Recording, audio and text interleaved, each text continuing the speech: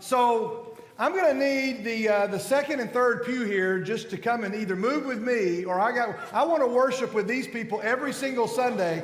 I'm used to being led in worship from the front, but never from the back. I had worship in surround sound today. And oh man, I was so blessed. That song, you'll have to forgive me, that song undoes me. I said goodbye to one of our 46-year-old elders this past year who passed into the next life and on to his reward as folks sang around him, with every breath as long as I am able. And whew, that song just, it gets me. Every time we sing in a church, my girls lean over and look at me because they know Dad's about to start crying. And their first day of college, they had a parent send-off. Whoo, parents, your days are coming. And I was standing there with my girls, and I looked over and I saw both of them with their hands up and tears flowing. And my wife was like, hold it together, do not embarrass your girls right here in front of the whole university. I love that song. What an incredible weekend we've had, right, SoulLink? And so before we jump in, I need everybody, I want you to get your Bibles out. If you got your Bibles, I want you to turn to the book of Jonah, and I want you to turn to the book of Jonah chapter 4. I want you to go to Jonah chapter 4, and I just want you to mark and get ready. We're going to go to Jonah 4 and verse 12. So just find Jonah 4 and verse 12. Wink, wink, SoulLink. Everybody else, find Jonah 4, find verse 12. You just tell me when you're there. We'll get there in a second. But before we get there, I just want to let you know that the reason I love coming to SoulLink is because you can't turn around without seeing some member of this church doing something to bless the students that are here. When I got here, there's people waiting at the door to greet us. Before we ever got to the door, there were people in the parking lot with flashlights that were guiding the way. There's people running sound and people running cameras. There's people holding doors. You can barely drop something accidentally on the ground before a trash crew comes behind you and picks it up or vacuums it up. People on one side flipping burgers. People on the other side cooking something else. People sorting shirts, those that are making cookies. And I wish I had gotten the name of the lady that made the chocolate chip cookies that I picked up yesterday, because I went back way too many times, more than I should have. There were people that literally handed us the keys to their car and said, here, take our car to the hotel and we'll see you later. Somebody said, I just can't wait for heaven on earth. And the irony is, the person who said that was Miss Deanne in the hospitality room where that was happening right there, right then. Heaven on earth was happening right there. The elders of this church, I don't know how many shepherds are there at Bamel here. Would you stand up if you're one of the shepherds? Would you mind standing up if you're in this assembly? Would you just stand up for a second? I want to see you. Just stay standing for just a second. Stay standing for just a moment. I don't want to embarrass you, but I want to say this. 25 years, gentlemen. 25 years you've invited students to spend the weekend at your house. Nobody does that. That's easily over 20,000 students over 25 years. And 900 of them were here. Now let's just think for a second, church, of those 20,000 students. Some of them came to SoulLink and decided to give their life to Jesus. Some of them came to SoulLink and decided to return to a walk with the Lord. Some of them came to SoulLink and walked away and said, I want to give my life to ministry. Some are leading worship in churches all over the country. Some are now writing worship songs. Some are doing mission work. Some decided they met somebody at SoulLink that they communicated with over the years, and there are some SoulLink marriages that are out there. There are some SoulLink marriages in the sense that some kid said, you know what, the person that I need to marry is going to change, and so now I know better who to marry. There are people that left addictions behind at SoulLink. There are people who are now leading students. There are people who are now parents that used to come to SoulLink. If you were a 13-year-old when SoulLink started, you are now 38 years old. And there are those who are bringing their parents back. There are some that are in ministry. And there are some that have never stepped foot back in this auditorium, but they are somewhere, and something about their life is different, and about their grandchildren will be different. And 200 years from now, gentlemen, the world is going to be different because somebody came here because you said, yes, we are committed to this event. And I know it's not just you, but to the shepherds here, thank you so much for continuing to bless this great event. You guys may be seated. Thank you.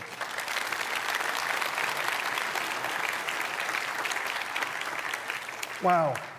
What an amazing, amazing place to be. This picture hangs in my office. It's a poster that was made by a lady named Sandra Jelinek in 1974. If you zoom in on the picture, you'll notice words, and those words are the Gospel of John. All the chapters of John are contained in that picture, and she just darkened certain letters so that when you look at it from a distance, what you see is the face of Jesus.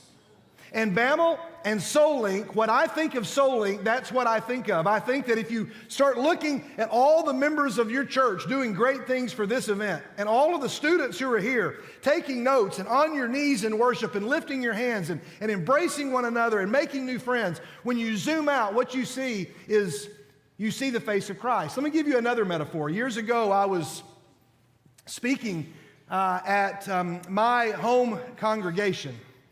And I was standing up on the stage. My home congregation in Cleveland, Tennessee is a ministry, a church of about 200 people on a good day. A church that was not really struggling, but a church that, and wasn't dying, but a church that was just maybe had gotten a little stale, a little stagnant, and wondering what's going to be next. And I'm standing up on the stage, and I don't get to go there often because I'm in ministry at another church, and I've been there, and I don't get many Sundays when I can be away. And I just happened to be preaching for my home church, and I looked down, and I saw the communion table that has been at that church for about 45 years since it's moved into that building. I looked down, and from that vantage point, I saw something that you can't see from this picture. But what I saw was this. Do you notice? Raise your hand if you just notice something about that picture. Anybody notice anything? Some of you are like, I don't know, looks like a table to me. But if you notice right there on both sides where hands would go, the varnish is completely worn away on the table, right? You see that?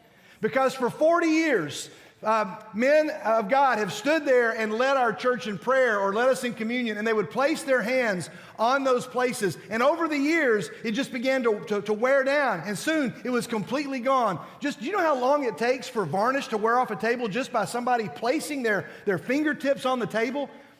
It's a what I call a convergent line of faithfulness, year after year after year of God's word being spoken from that table and communion from that table.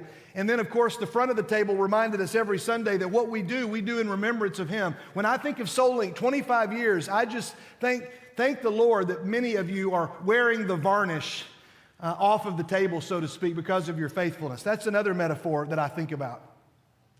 And so we've been spending all weekend in this theme of Fathom.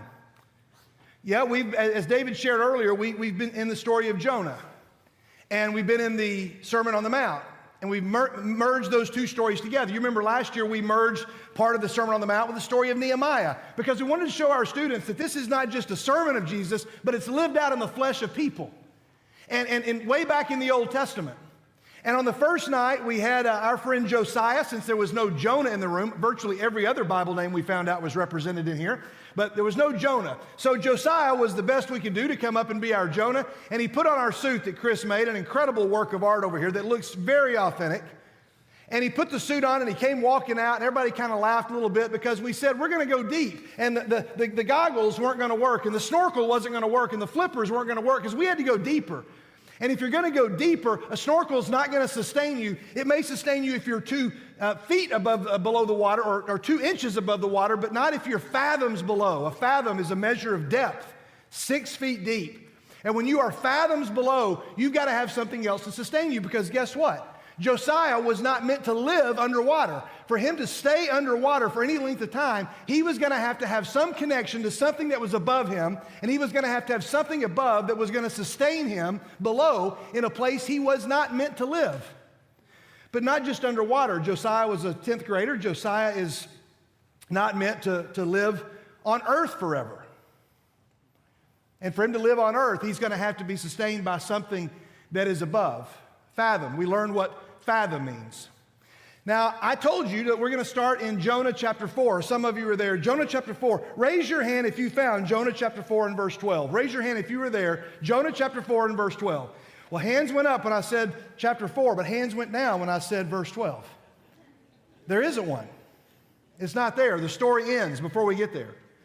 And that's why this morning we finished the story of Jonah this weekend, because we knew a lot of students were leaving. So we did 1, 2, 3, and 4, and there is no verse 12. So this morning you're not going to get a Jonah message exactly because we had to finish that while the students were here. So where do we go? I'm going to take you to a different text, and I'm going to get some students to help me. But this is the Jonah 4:12. We don't know what Jonah did next. We get to write our own Jonah 4:12. We learned from Jonah. We learned what he did when he was asked to go to somebody that he did not think deserved God's grace, and God said, go to those people. And Jonah said, no, I don't want to do that. We learned what happens, what you should expect when you run away from God. But today, we're going to send you home. And if you were here last night, students, remember, we're not supposed to sit on a story that the whole world is waiting to hear. So I got 3 guys that are going to help me out. And we have Brennan, Kenneth, and Cooper right here, I think all from Bama. Come on up, guys. Let's give them a SoulLink welcome. All right, now, guys, we're going to tell this story. You won't need a microphone because I'm going to do the speaking for you. But you, in just a minute, are going to help me tell this story, okay? There's a story in the book of John, chapter 1, and if you want to follow along in the crowd, you certainly can. The words are not going to appear on the screen, but I'm going to read them, but you're not going to want to follow along necessarily by looking down at your Bible. You're going to want to watch these guys tell the story. Our story has 3 main characters. We have Jesus, we have Philip, and we have Nathaniel. All right, I need to know who wants to play who. It doesn't matter to me. I just need somebody that says, I'll play the part of Philip, and I'll come stand over here. Do we have a Philip? Philip, all right, come on over here. Philip's going to stand right over here, and then we're going to need a Nathaniel, and Nathaniel is going to need to stand over here. Who's going to be Nathaniel? You're Nathaniel? Okay, Kenneth, come stand right over here. All right, and then it's Cooper, is that right? Okay, Cooper, you're going to be the part of Jesus, okay? Now, years ago, with our students, 7th grade students, teaching youth, I've been a youth minister now for about 30 years, and I had a group of 7th grade students, and they were trying to read the Bible, and 7th graders, they can read, they just don't really make reading enjoyable. You ask a 7th grade guy to read the Bible, and he's like, in the beginning was the Word, and the Word was with God, and it was with God from the beginning, and all things that were made through Him. You're like, no. You got to make it exciting. In the beginning was the Word, and the Word was with God. And no. You need to like breathe. In the beginning was the Word. No. You need to like make it dramatic. In the beginning was the Word. No, that's not the way it goes. It's like they have the NIV, the non-inflection version. You have to bring the story to life. So I sent them out and I said, go do a skit. Come back in here and make the story, make it a skit. So they did. They came back out. They worked really hard for 15 minutes. They walked back in. They had Jesus saying things he never said. It was very confusing. So I said, no. They couldn't remember any of the lines. And out of frustration, this is totally true. Out of frustration, I said, guys, forget it. I'm going to read the story. You just stand up there. You move your mouths when I talk, and we're going to get through this. And from there came something that was known affectionately in our youth group. I'll show you in just a second. I forgot about these slides. This story here that we're about to tell has been told for centuries. The story of the calling of Nathaniel. And you've got stories that in coloring sheets. In my 3rd grade class, we used to do this. Flannel board. We used to teach this story. But we're going to teach it in what became known as foreign language Bible theater. Here's the way this works. You all have seen foreign language films where they dub over into English, right? And the mouth doesn't actually match. That's probably what's going to happen a little bit today. But you all are going to tell our story, all right? We're going to get through this, and it's going to be enjoyable, I hope. But I want to practice for just a second. Now, the way it works is you're like stretching your muscles. Only your mouth's going to move. You don't have to worry about it. He's like, I got to get psyched up for this. All right. I realize playing the part of Jesus is going to be tough here, but you can handle it. I'm going to test this out. We're going to start down on the end with Brennan, okay? All right? Brennan, I'm going to just do some talking, and you just look at the crowd. You just move your mouth. I'm going to provide your voice. Ready? Good morning. That was a 2-second delay. That's okay. You'll get the hang of it. Here we go. Good morning, everyone. This morning, I'll be playing the part of Philip. That's not bad. It's not bad. Okay, and so then we're going to come over here. Hello, everyone. My name is Kenneth, but today I'll be playing the part of Nathaniel. And I hope you enjoy this presentation of foreign language Bible theater, especially you. You right there.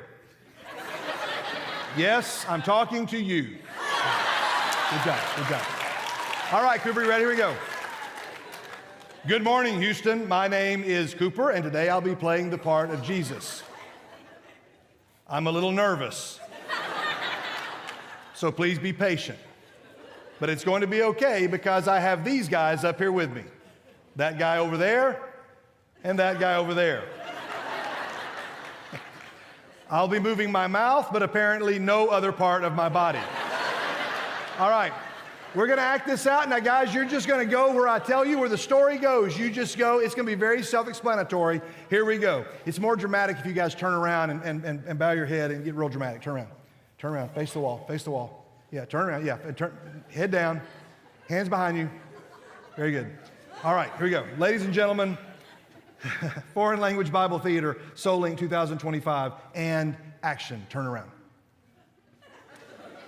The next day, Jesus decided to leave for Galilee. Finding Philip,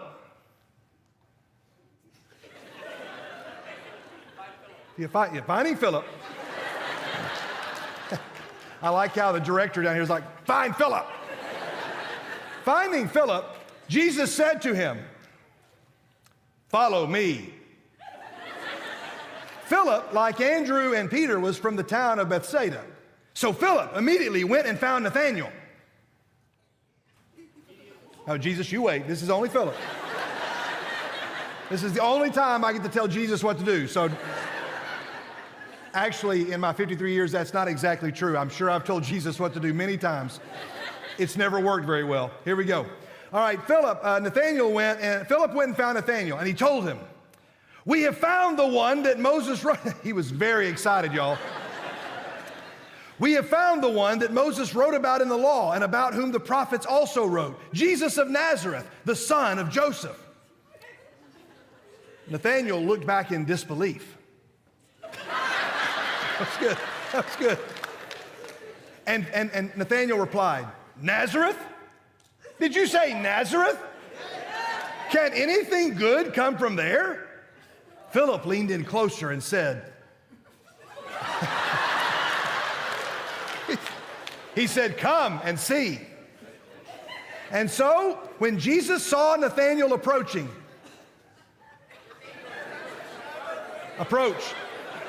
Jesus said, here truly is an Israelite in whom there is no deceit.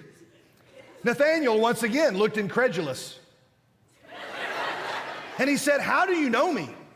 Jesus answered, I saw you while you were still under the fig tree before Philip called you. Then Nathanael declared, Rabbi, you are the Son of God. You are the King of Israel. Jesus said, you believe because I told you I saw you under the fig tree. Jesus continued talking by saying, you will see greater things than that. Jesus then added, as he leaned in closer, very truly I tell you, you will see heaven open and the angels of God ascending and descending on the Son of Man. And seen. Guys, stay here. Give him a big hand. They did a good job. Now stay here. We made it. We made it. All right, that was tough, but we made it. You guys did a great job. They actually did a great job. I want you to go back to positions number one. Position number one. Go back to where you started the story. Now, church, we wanted to have some fun with that, but I also wanted you to remember what happened. And I want you to see the movements. We're not going to act it out again, but I am going to have you move to the places that you went. And I want to show you, students and church, whether you're 13 or whether you're 31 or 81. I love the fact that Susan, who we met last night, it's her very first SoulLink. Susan came in this morning and she said, there's a lot more gray hair in the room this morning. To which my response was, praise God. What a beautiful picture of the church to see so many ages. And to those of you who are of a more seasoned age, I should say to those of us who are of a more seasoned age, thank you so much for allowing these students to come in, because guess what? You want them around in 25 more years. And you want them to be doing what you're doing now. And who knows where we'll be in 25 more years. But because of your graciousness to allow them to do this, the kingdom of God will continue to advance. So everybody in the room is going to be in one of 7 places. If you got it, say got it. Everybody here, you're in one of 7 places. We don't have long, so let's just act this out quickly. Let's look at our 7 places, okay? We start off with, you are a person who believes in following Jesus. Jesus comes to him and he says, follow me. Jesus, if you'll come over here, follow me. And he believes in following Jesus. That's position number 1. If you got it, church, say got it. Then you're a friend who is telling other people about Jesus. Okay, let's move to that position. Let's just see how well they remember their own story. You're a friend who is telling other people about Jesus. Or you have been told about Jesus, but you're not quite sure that he is who he says he is. That's position number 3 right here. If you got it, say got it.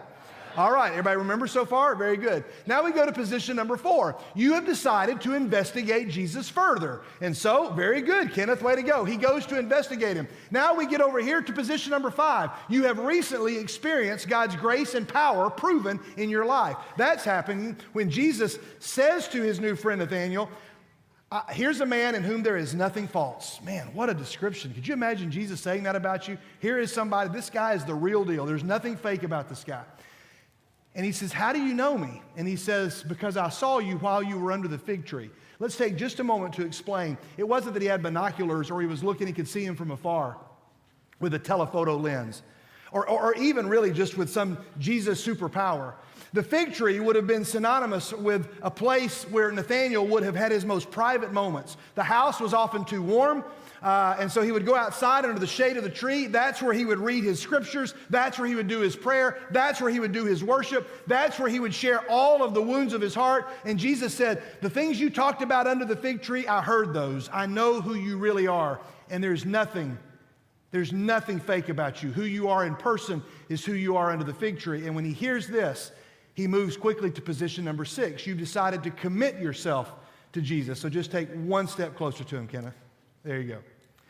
Or there's position number 7. You are about to experience greater things. And if you guys will just symbolize that by taking one step forward. Now, I want to make sure there's no misunderstanding because, again, regardless of your age, everybody in this room and everybody who's driving by right now on the longest road known to mankind,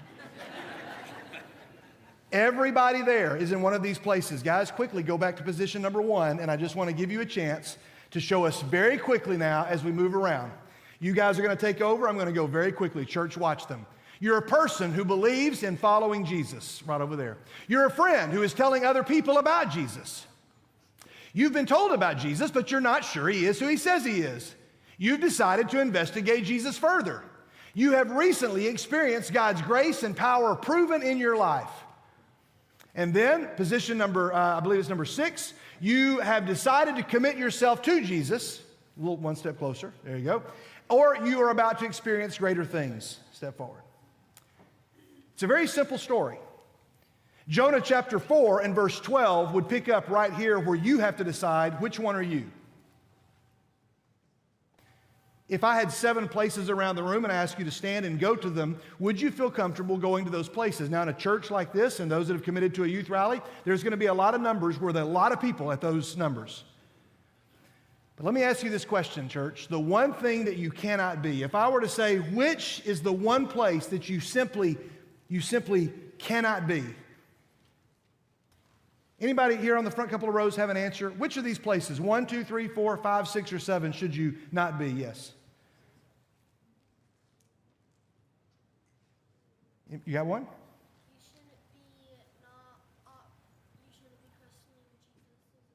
Okay, all right, very good. It's a good answer. So she says, you shouldn't be over here where the person says, I've learned about Jesus, but I'm not sure he is who he says he is. That's a great answer. It's a fine answer. And I appreciate you for answering. And it's the most common first answer I get when I share this. It's the most common first answer because I think, oh, you really shouldn't be. That's a rough place to be.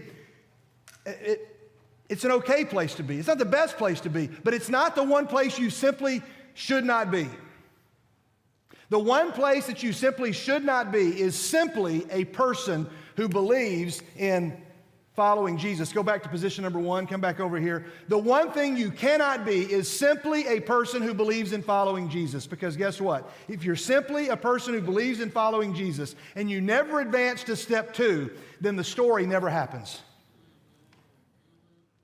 Nobody ends up following Jesus if Brennan just simply believes in following Jesus. I'll go to church and I'll wear the shirt. I'll go to SoulLink, but nothing else. It doesn't work that way. Jonah 4:12 is where you've got to decide, what am I going to do now? What am I going to do now that I have begun to fathom God's love for me? What is it that I'm going to do? And so I present to you 2 Timothy 2 and verse 2. We call it 2T22 in our youth group, and it hangs above the stage of our youth building so they see it every Wednesday. The things that you have heard us say in the presence of many witnesses, SoulLink, entrust to reliable people who will also be qualified to teach others. SoulLink does not matter if you just stand here and leave here going, I believe in following Jesus. SoulLink only kicks in when you move to step number 2 and you find somebody at step number 3. And some of you, there's some step 3 people in here who say, I just don't know that I believe all of this. But then you decide to investigate Jesus further. And when you investigate him further, something happens. And over 25 years, how many moments like this have happened, church? Where somebody says, I decided to investigate him further, and now I got it. And now I'm going to be a reliable person who is now qualified to teach others. Let me give you a metaphor for this. I'm a first-time grandfather. My granddaughter is just about to be 2 years old. We have our first grandson on the way. How many grandparents do we have in the room? What a great club, right? It's a great club. And I was so excited to be initiated into it just about 2 years ago. And I love that my granddaughter loves school buses. She won't love them when she has to get on one day, but she loves them now. She thinks they're so awesome. And Mary May will hear the school bus, and she'll come running because she knows that her mom and dad are going to lift her up and open the windows of the bedroom, and they're going to show her the school bus.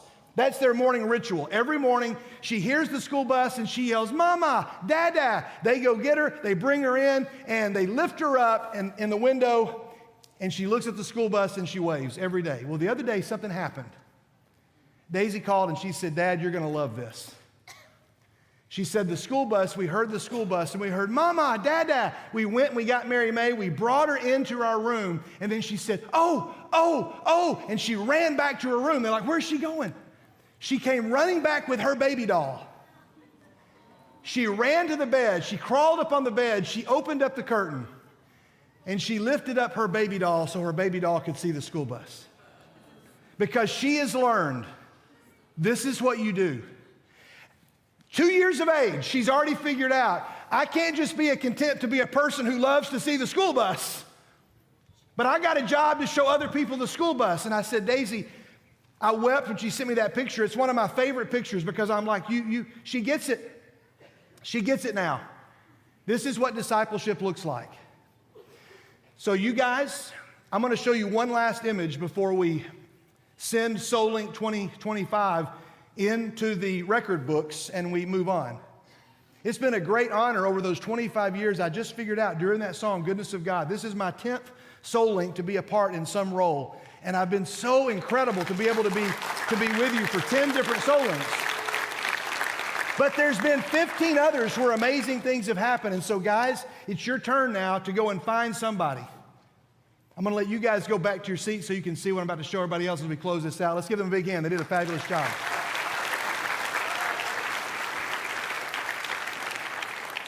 So SoulLink, that includes BAML. I'm going to show you what I think is the best commercial I have ever seen. It doesn't take long. It's a longer form commercial. It's kind of a short, it's about a minute and a half. It's a longer commercial, but it aired on television. And I'm not going to tell you who made it. I'm not even going to tell you anything about it. I want you to follow the story and get immersed in the story. The video quality is very poor because it's a commercial that was released in 2006. It's very hard to find on the internet. You'll be able to hear it, but you're not going to be able to see it that well. But I think you'll be able to follow along. But I'll tell you this, it's the single best commercial I've ever seen. And before you see it, all I need you to know is BAML, SoulLink, teens, this is what you've done for these students for 25 years. I'll explain after you watch it. Let's watch it together.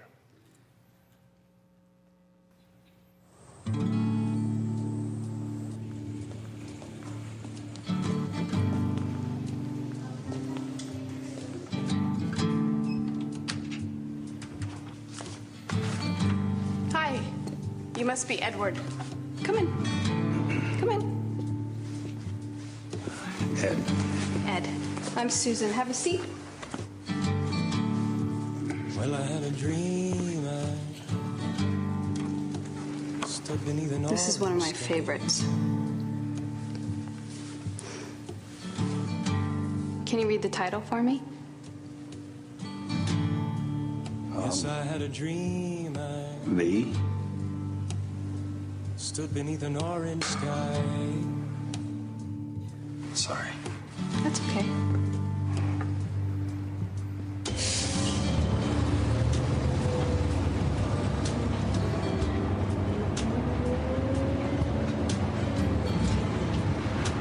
It's my daughter's. Today on Capitol Hill, the Brother, you know it Right. Democratic. Ed?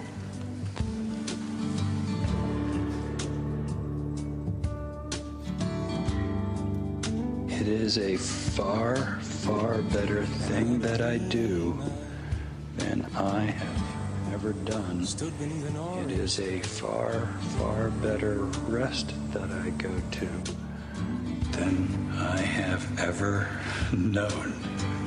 I said, sister, here is what I know. You're on your own now. Here is what I know now. In your love, my salvation lies in your love. My salvation lies in your love. My salvation lies in your love, in your love, in your love. Papa means love. I know this is true. I know it because my Papa is you. Happy Father's Day, Papa. Love, Jenny. Yes, I had a dream. I stood beneath an orange sky.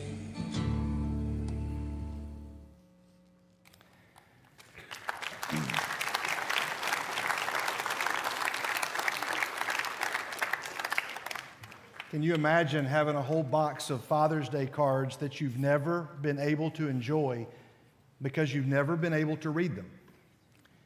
And one day you decide, I want to know what my child says about me, and so I'm going to learn. SoulLink, Bamel, what you've done is in reverse. You've taken students who for 25 years say, I don't know what to do with this love letter from my father. And for 25 years, you have taught students how to read so that they understand how much they are loved. And students, for 25 years, you've done a great job of reading. And so SoulLink is about to move on to the next 25 years. SoulLink students, as we close, would you stand up? The SoulLink students first, stand up. We want to show something to the Bamel folks. We learned what a fathom is. A fathom is 6 feet, and originally the fathom was used to measure depth. But somebody said, how long is a fathom? In the original German etymology of the words, SoulLink, let's show them. What is a fathom? Show us. It's the measure of a man's outstretched arms is a fathom. And so you can put your hands down, guys, but stay standing. Everybody else, would you stand with them? As you stand together and fathom God's great love for us, I send you out into Jonah chapter 4 and verse 12, where you get to write the next chapter. But don't be content to simply be a person who believes in following Jesus. Go and tell someone about Jesus, that they might wonder who he is and investigate him further. They'll see his work done in their life, and then they'll experience even greater things. And 25 years from now, they'll bring their student here, and they will teach them how to read in this place. It's not within my power to place the divine teachings of God directly into another person's heart. All I can do is lay them on the surface of your heart so that when your hearts break, which they will, these things will be the first to fall in. And if that's happened in any way this weekend or over the past 25 years, may God and God alone receive all of the glory. Happy reading, students. Go teach somebody else how to read. God bless you.